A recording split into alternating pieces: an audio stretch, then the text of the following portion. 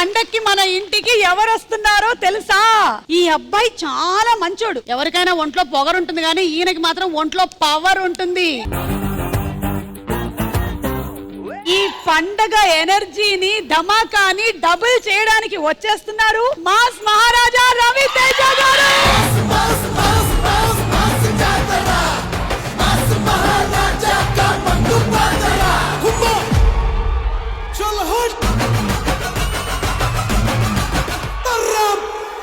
భర్త మహాశయులకి విజ్ఞప్తి cinema heroines కూడా ఇక్కడ రెడీగా ఉన్నారు. వాళ్ళని కూడా ఆహ్వానించేస్తున్నాము. Let's invite Dimple Hayathi, Yashika Ranganathan and also Sonia.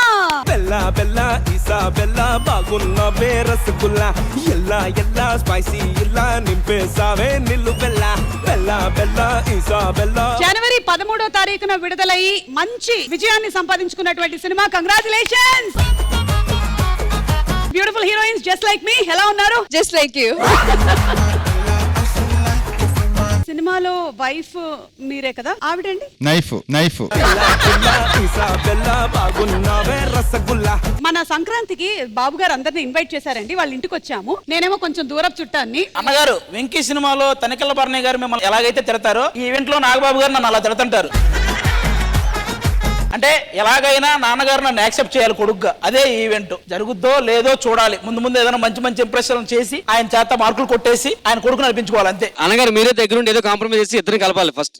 Okay done. సంక్రాంతికి రఫ్ ఆడిస్తా. ఇది ఒక్కసారి మీ స్టైల్లో చెప్తే వినాలనుంది. డెఫినెట్ గా వెరీ షూర్ సంక్రాంతికి మాత్రం ఇది కూడా ఎర్రగా తీస్తుంది. దాంట్లో 1% డౌట్ లేదు.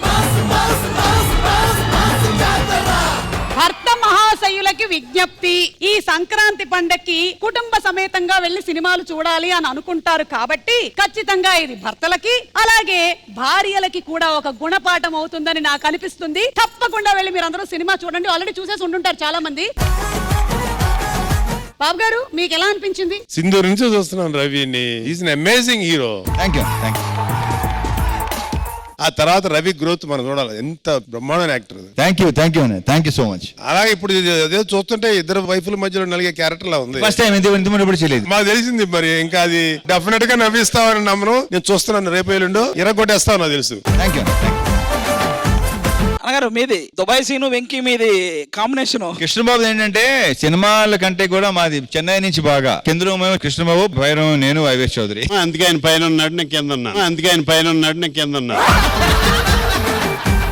ఈయన సింధూరం దగ్గర నుంచి చూశారు. నేను రూమ్ లోంచే చూశాను. బాగుండేది ఆ రోజులు. డబ్బులు లేకపోయినా కానీ ఆనందంగా ఉండేది. అద్భుతమైన రోజులు అండి. అద్భుతమైన రోజులు. కంగ్రాట్స్ రవితేజ. Thank you. నువ్వు అలా ఎదిగి కామెడీ ఆ జోనర్ ఈ జోనర్ లేకుండా అన్ని అద్భుతంగా చేస్తున్నావు. అన్నిటికంటే రవితేజ అన్నయ్యలో బేసిక్ అందరికి నచ్చేది 1000 కోట్ల కలెక్షన్స్ కంటే 1000 మంది కొత్త టెక్నీషియన్స్ ని తయారు చేయడం చాలా గొప్ప విషయం. అలా ప్రతి సినిమాకి కొత్త టెక్నీషియన్స్ ని పరిచయం చేస్తున్న ఏకైక హీరో సార్ రవితేజ అన్నయ్య. ఈ బ్యాక్గ్రౌండ్ లేకుండా ఎదిగిన వాళ్ళలో ఫస్ట్ చిరంజీవి గారు అయితే, ఆ తర్వాత మనకు గుర్తొచ్చేది రవితేజ గారే. ఈ సంక్రాంతికి ఇప్పుడు అన్నయ్య సినిమా రిలీజ్ అయింది. అలాగే ఆ అన్నయ్య తమ్ముడుగా భావించే మా రవితేజ అన్నయ్య సినిమా రిలీజ్ అయింది. ఈ 2 సినిమాలు కూడా సూపర్ హిట్ అయినాయి కాబట్టి ఒకసారిగా అందరూ క్లాప్స్ కొట్టాలని మనస్ఫూర్తిగా కోరుకుంటాం. అలాగే సెట్ లో ఇప్పుడు నేను అన్నయ్యతో 3 సినిమాలు వర్క్ చేశాను. ఇక్కడ ఎవరైనా కానీ బాగా చేసినప్పుడు వాళ్ళందరి గురించి అన్నయ్య మాట్లాడుతుంటారు. ముఖ్యంగా లేడీ పర్ఫార్మర్స్ లో రోహిణి గురించి, ఫైమా గురించి ఒకరోజు వాళ్ళిద్దరు ఎవరైనా చాలా బాగా చేస్తారు అని నాతో అంటే, నేను ఆ రోజు ఫైమాకు కూడా చెప్పాను. Faima EMI super extraordinary timing అండి. I can't. రవితేజ గారు, ఇక్కడ చాలా మంది భర్తలు వెయిటింగ్ మిమ్మల్ని కొన్ని క్వశ్చన్లు అడగాలి అని. ఓహో, ఇక్కడ భర్తలు భార్యలు ఉన్నారా? ఓకే. సో భర్తలు ఎవరైతే క్వశ్చన్స్ అడగాలనుకుంటున్నారో అందరు ఇటు రండి. భార్యలు ఇటు వచ్చేయండి.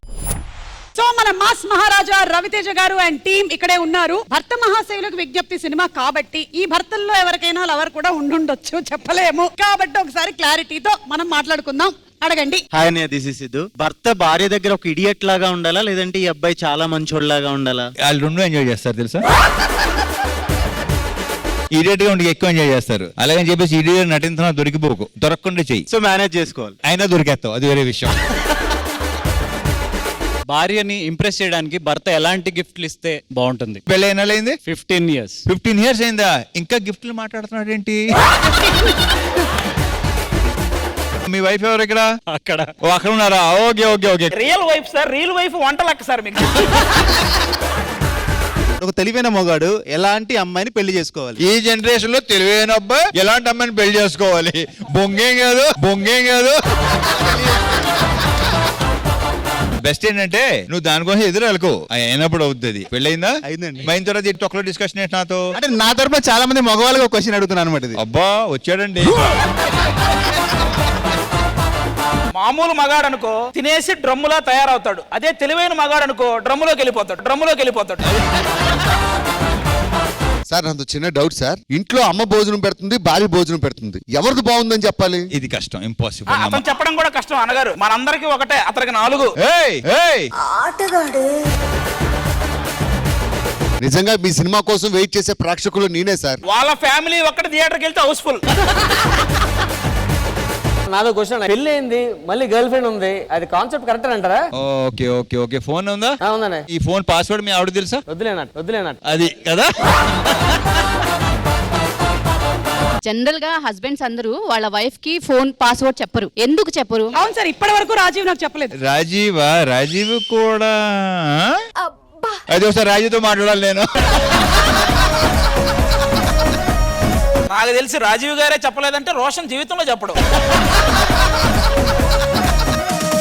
అంటే పాస్వర్డ్ చెప్పిన వాళ్ళందరూ ఇక ఫిక్స్ అని అర్థం చేసుకోవాలి మనం ఏ గర్ల్ ఫ్రెండ్ ఉంది అంతే అని. సింపుల్. అసలు మ్యాటర్ ఏంటంటే నీకు ఏదైతే పాస్వర్డ్ చెప్పాలో ఆ పాస్వర్డే అమ్మాయి పేరు.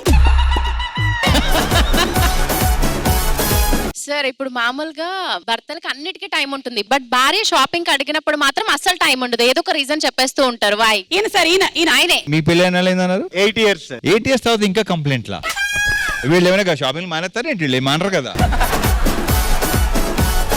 సార్ మేము ఎంత అందంగా ఉన్నా నువ్వు మ్యారేడా? లేదు సార్. లవ్ లో ఉంది సార్ ఇద్దరితో. లవ్ ఇది పైమా అందం కాదు కానీ నీ టైమింగ్, నీ పర్ఫార్మెన్స్ దానికంటే అందమైంది ఇది కదా. నాకు తెలిసి నేను ఎవరిని ఇష్టపడాలంటే అవి చూసే ఇష్టపడాలి మెయిన్. అంటే ఇంక నువ్వే అర్థం చేసుకో, ఇంకేం లేదు. Hello sir. హలో. నాకు పెళ్లి కాలేదు, సో ఇప్పుడు మీకు పెళ్లి కాలేదు అనుకుందాం. నేను ఇప్పుడు మీకు ప్రపోజ్ చేస్తే మీరు అక్సెప్ట్ చేస్తారా? కాదు, అసలు వద్దు, పెళ్ళే వద్దంటాను నేను. నువ్వు కూడా చేసుకో. బ్యాచులర్ లైఫ్ బాగుంటుందా, మ్యారేజ్ లైఫ్ బాగుంటుందా? పెళ్లి చేసుకొని బ్యాచులర్ గా ఉంటే చాలా బాగుంటుంది. నన్ను తీసుకోండి, ఐఎమ్ మ్యారీడ్ బ్యాచులర్. రవితేజ గారు, థ్యాంక్ యూ సో మచ్ వీళ్ళందరికీ సమాధానాలు చెప్పినందుకు. Thank you. Sir, Thank you so thank you so much. Thank you.